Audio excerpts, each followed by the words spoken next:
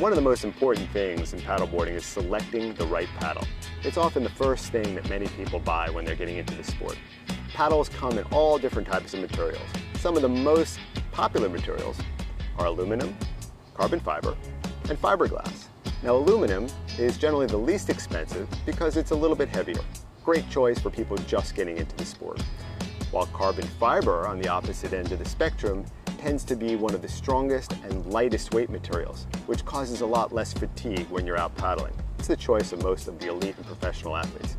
Fiberglass has the best of both worlds. A little bit heavier than the carbon fiber, but it's also less expensive. So it's a really good choice in the middle. When you're choosing a paddle, there's a couple of things to consider.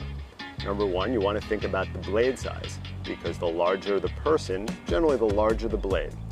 Smaller the person, the smaller the blade. The smaller blades, you can generally get up to a higher cadence rate. It means you can paddle a little bit faster. It's kind of like a low speed on your bicycle. The next thing you want to think about is the length of your paddle. Now, there's a couple of different ways to go here.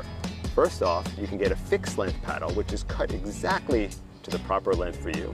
Many people find that anywhere from 6 inches to 12 inches over the top of your head is appropriate. Now, the shorter lengths are generally good for surfing, whereas the longer lengths are generally good for racing or touring.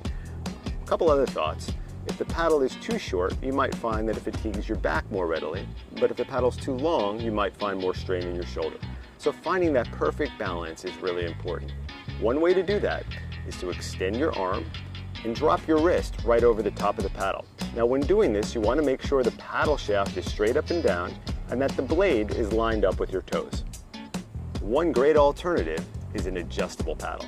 Adjustable paddles are terrific when you've got people with different heights or if you want to try different styles of paddling. For example, surfing, you might want a shorter paddle. Racing or touring, perhaps you might want a longer paddle. Really easy to operate. They basically click right into place at the appropriate height and lock right into position.